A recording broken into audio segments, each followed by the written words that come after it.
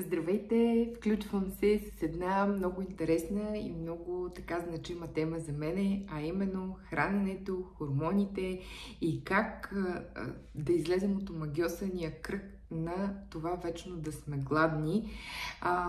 Защо посягаме към определени храни, кои хормони отговарят за това ние да се чувстваме сънливи, ние да се чувстваме постоянно изтощени, постоянно гладни. Казвам, че темата ми е много любима, защото още преди години, дори преди да се ориентирам към психологията, това, което ме така моят сблъсък с емоционалното хранене беше анорексията и булимията в тинейджърска възраст.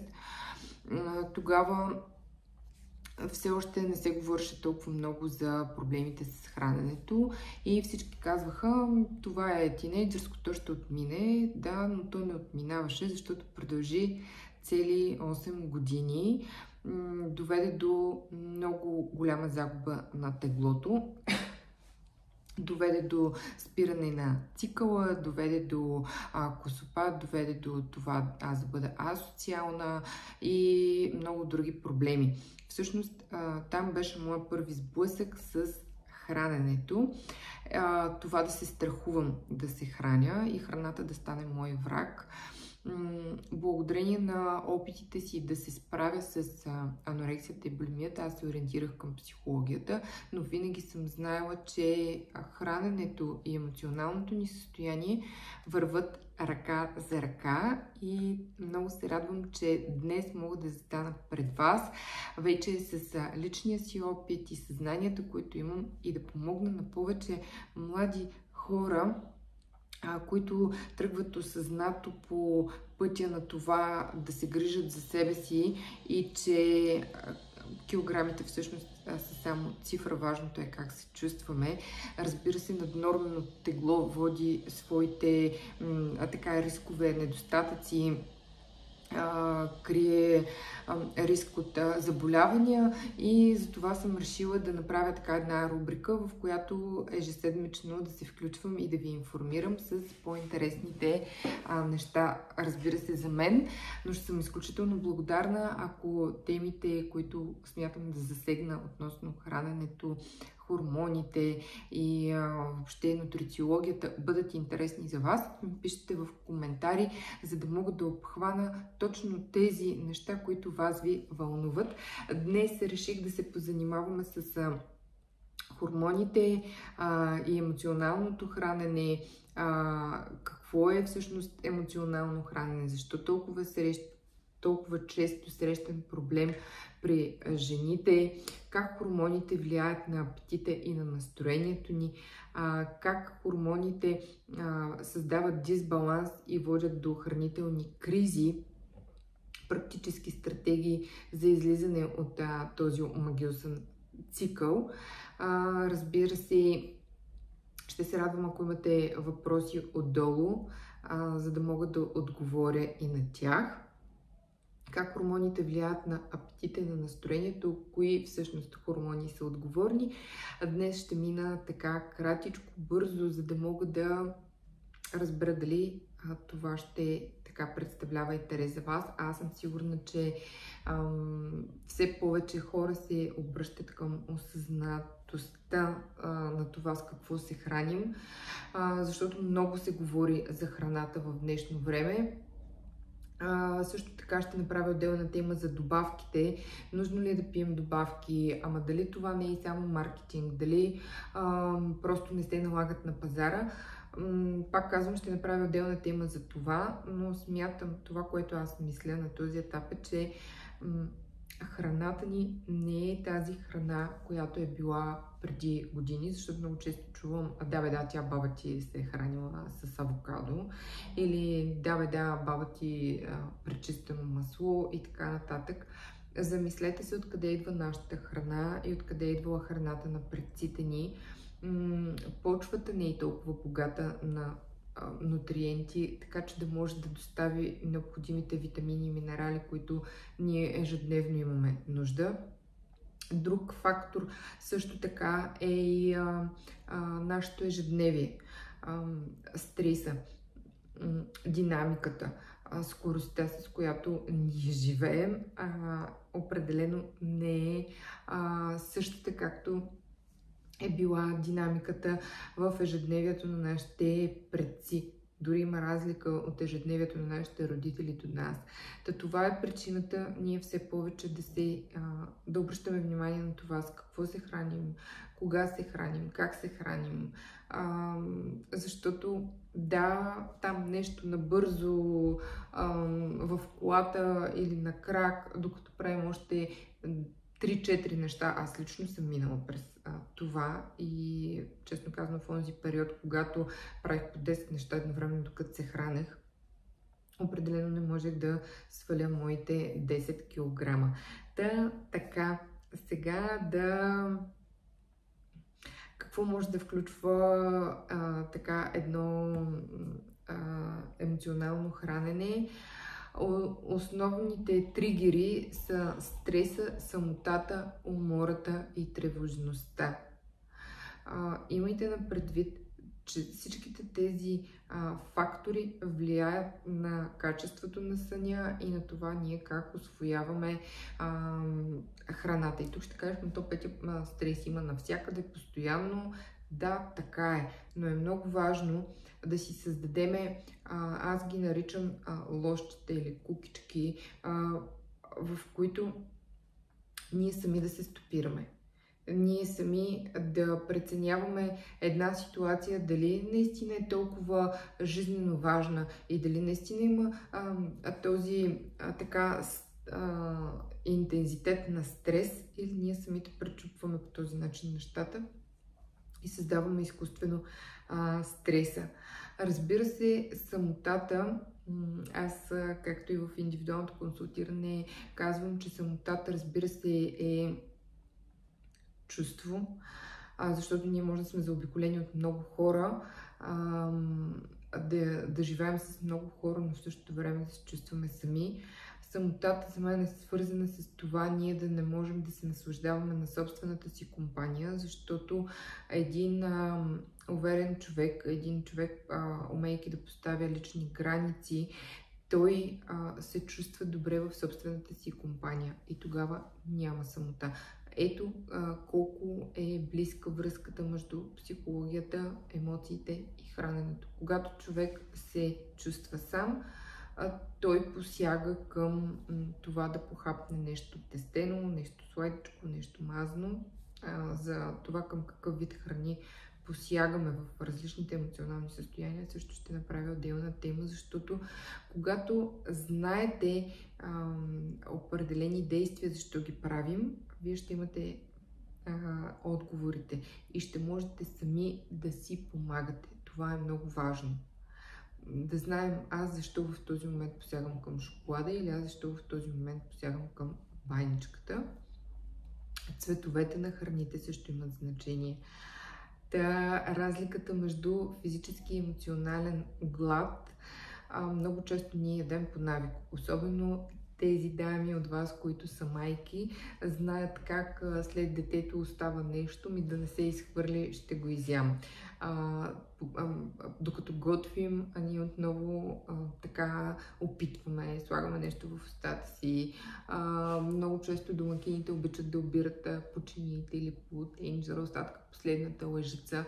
Всичко това са навици. Това не е физически глад. Когато започнете да обръщате внимание точно на тези неща, които казвам, ще забележите колко често се храните просто неосъзнато. Защото хората, които идват при мен за да направим режими, аз казвам, добре, 2 седмици водите дневник на това какво всъщност хапвате. Много често чувам, аз почти не ям. Обаче, когато разпишат всяко едно похапване, всъщност на ден се събират около 10 такива с шепата ядки, с бисквитката, с плода, ако има въобще плодове, защото много често те отсъстват от менюто. И всъщност не осъзнавате, че и това, което добавяте в сутрешното си кафе, като захар, като Имах една клиентка, която пиеше кафето си сутрин с половин кофичка кондензирано мляко, сладко. Можете да си представите за каква енергийна, калорийна бомба става въпрос. Естествено, тя беше над 150 кг. Всичко това го коригирахме благодарение на храненето и на усилията, но трябва да има осъзнатост.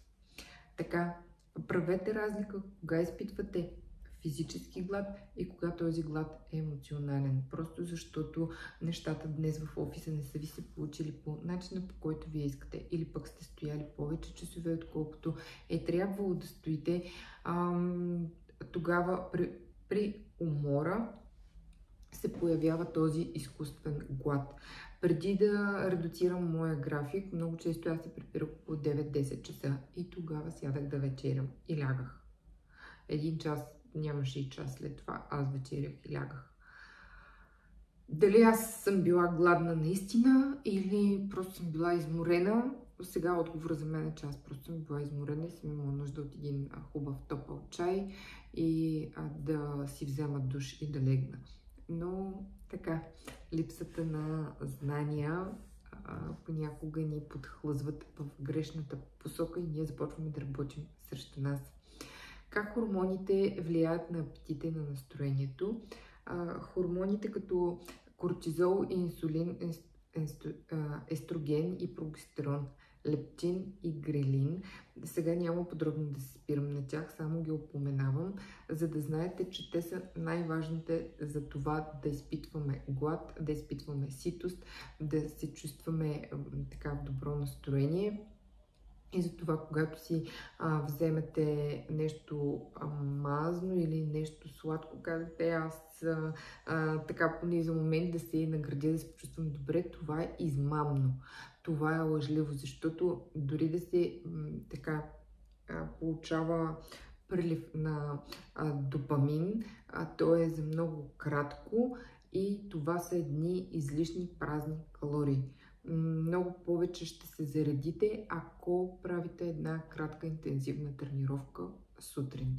30-40 минути, ако си я сложите в графика, ще ви даде много повече заряд и много по-дългосрочно, отколкото десертчето, което след точно няма 2 часа, отново ще ви накара да посегнете към определен тип заместител.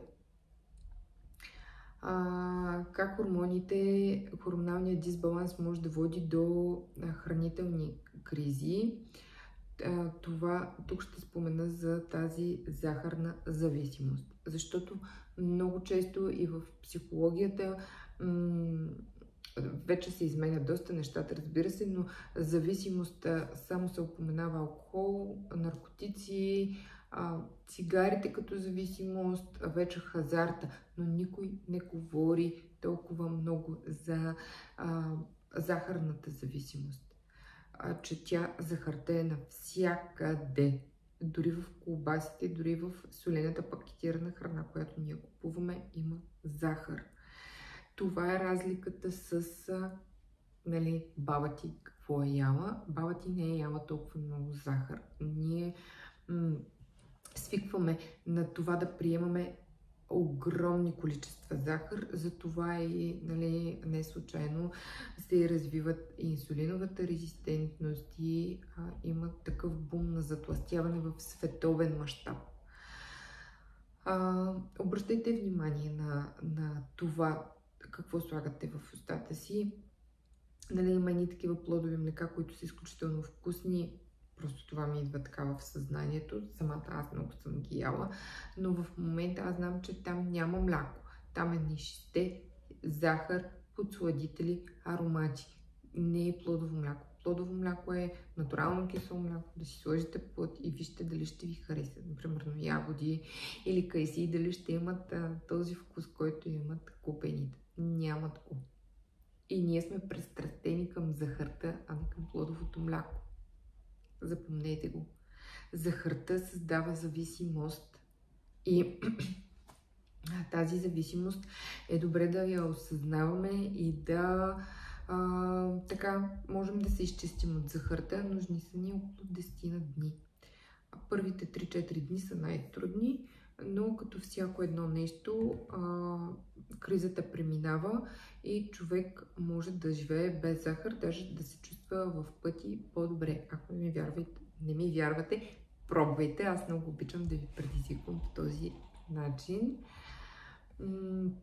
Тук ще дам практически стратегии за излизане от цикъла на емоционалното хранене и това е осъзнатото хранене с ритуали за самоуспокоение без храна. Тук ще кажете, Петя, аз като съм гладна.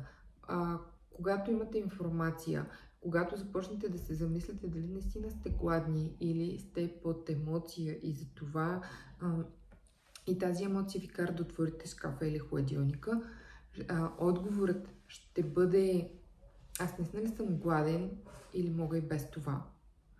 Просто започнете стъпка по стъпка. Промяната, като всеки един друг навик, промяната в храненето не става за един ден, не става и за един месец. Това е начин на живот. Режимите действат. Самите режими, които аз изготвям, виждам, че дават резултат. Не се и съмнявам в това, но не задържите ли начина на хранене? Не задържите ли това да давате на организма си, на тялото си чиста храна, която наистина да е питателна и да ви дава необходимото? Вие ще се връщате към старите навици, ще си връщате килограмите, ще си връщате лошото настроение, а най-лошото е, че ги приемате за нормално. И на никой не му прави впечатление вече главоболието, на никой не му прави впечатление пъпките по лицето, липсата, пак ще кажа, на енергия, нарушенията в съня. Всичко това за повечето хора е нормално. Не е нормално. Тялото има уникалната способност да се саморегулира и да се самолекува. Дайте му шанс, дайте му възможност. Бъдете щадящи, обичайте се и обръщайте внимание на тези неща. Храни, които подкрепят хормоналния баланс, това са, разбира се, семената, като леденото семе, слънчогледа, тиквените семки, сусама, едни прекрасни семена, които ни дават достатъчно нутриенти, подхранват нашата чревна флора, помагат ни за чревния баланс. Има прекрасни комбинации. Можете да ги слагате в кисело мляко, може да ги хапвате в салата. Просто намерете това, което на вас ви е вкусно. Има хиляди варианти. Разбира се, можете да ми пишете и ще ви дам моя начин, как аз приемам този тип семена. Навиците за регулиране на стреса не е лесно. Стреса да се овладее, но не е невъзможно. Поставяте си приоритети, кои неща са важни. Има няколко типа хора и по различен начин типажите хора преработват стреса. Има хора, които са кортизолов тип, аз съм такъв типаж. При мен трябва постоянно нещо да се случва, иначе ми е скучно и едва ли не изпадам в депресия. Само че този силен, непрекъснат, постоянен стрес води до изтощение на надбъбречните жлези. Оттам при мен страда щитовидната жлеза. И в момента, в който аз започна да дигам ТСХ-то, аз знам, че стресът ми е дошъл в повече. Не е трудно, не е лесно да се овладея и да си кажа: Петя, стоп, и ще правиш днес 3 неща, а не 15. Защото знам, че всичко това се отразява. Отразява се на здравето ми, отразява се на психиката ми, отразява се на семейството ми. Когато започнете, когато ги знаете тези неща, започнете да се вглеждате и започнете да си отговаряте, промяната идва от само себе си.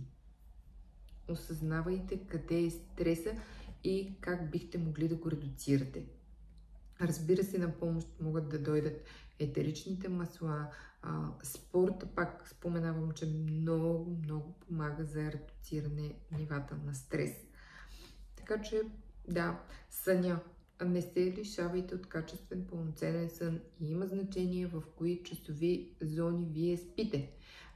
Ние възстановяваме нашата психика от 10 до 2 през нощта и от 2 до 6 възстановяваме физиката. Така че тези среднощни четения, гледания на филми и така нататък, не.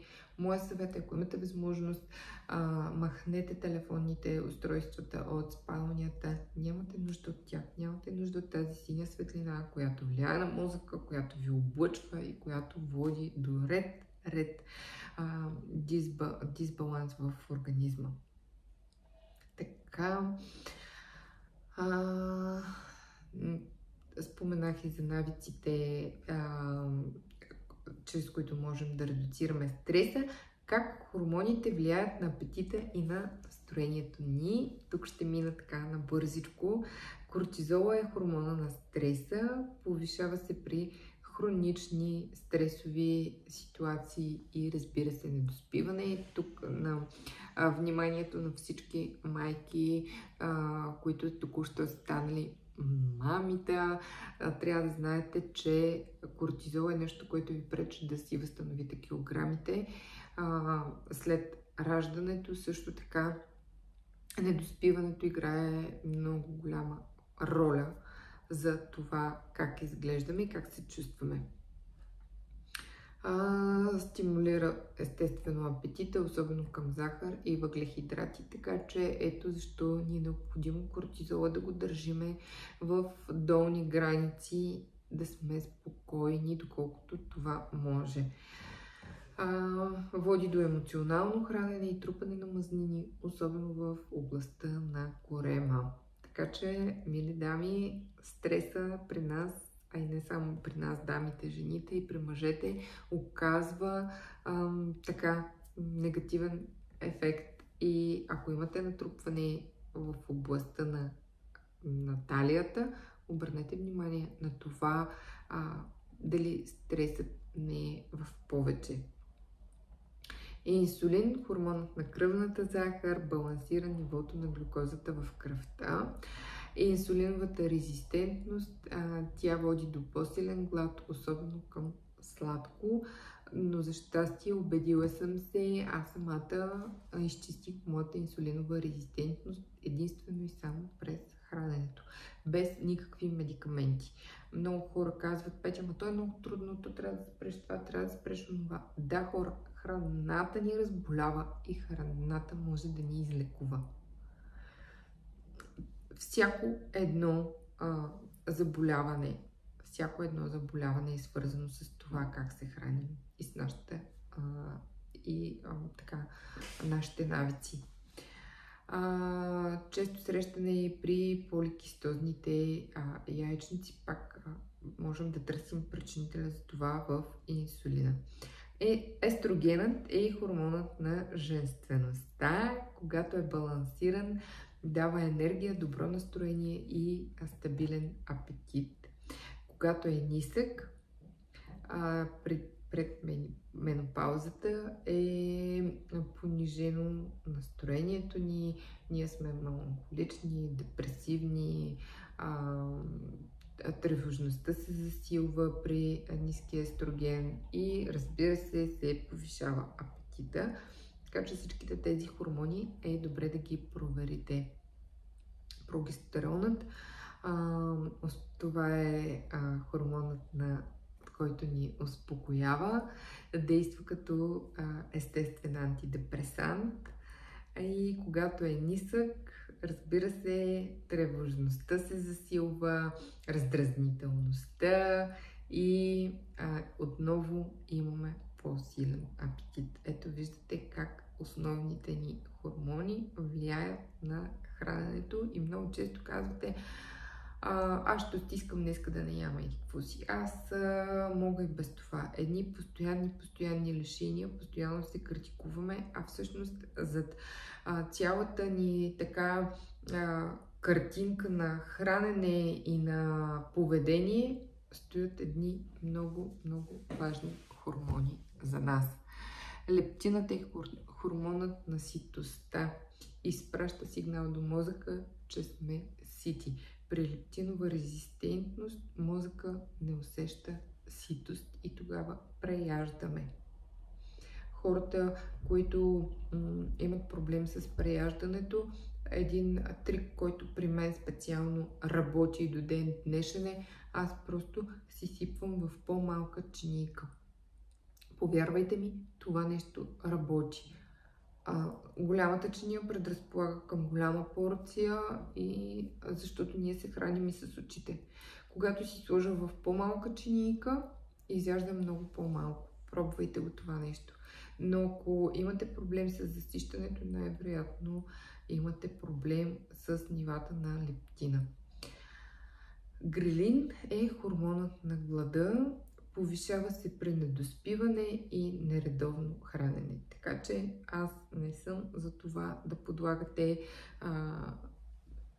тялото си на дълги гладувания. Разбира се, веднъж седмично за по 24 часа, аз лично до 36 часа съм издържала, се чувствам добре, да, води до изчистване на шлаките от организма, води до, но не е за всеки.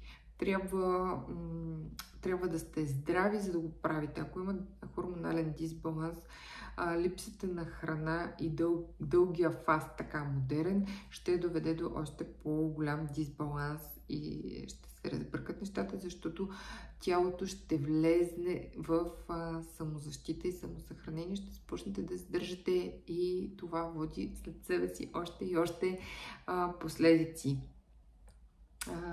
Така, женските хормонални състояния, които влияят на апетита и емоциите, това е, разбира се, предменструалния синдром, поликистозните яйчници, но на това няма да се спирам в момента, както и перименопаузата и менопаузата.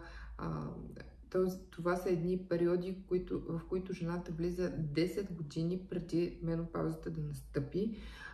Нещо, за което все повече се говори. Т.е. ние трябва да започнем грижата за тялото си, да се подготвим за този период, за да имаме максимално малко поражения по тялото си. Знаете, костната система, косата, кожата започва да страда. Но за щастие в 21 век ние можем да си така направим един план как да навлезем безболезнено в този период и с по-малко поражение, разбира се, да подпомогнем тялото си. Хормоналният дисбаланс не е само в главата, той има реални физиологични причини. Но с правилна грижа, осъзнатост в храненето, можем да върнем баланса. Не спирайте да търсите начин.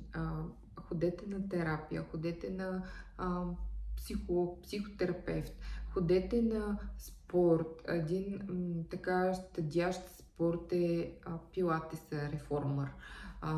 Ходете на йога, ходете на танци. Доставяйте си удоволствия. Ние забравяме в забързаното ежедневие какво е да се насладиш на чаша хубав чай, на това да се разходиш сред природата половин час или един час, без да бързаш и да гледаш часовника. Случвало се да ходя в залата и какви килограми ще сваля? Аз не мога да си овладея тялото. Инструктор казва: Петя, какво се случва с тебе? Аз от кабинета бързам в залата, закъснявам, защото трафика, ама после след залата трябва да си взема децата, пък децата да ги скарам не знам си къде. И постоянно бързаме и това завдъхване ни разболява и ни уморява. Надявам се това видео да ви е било полезно.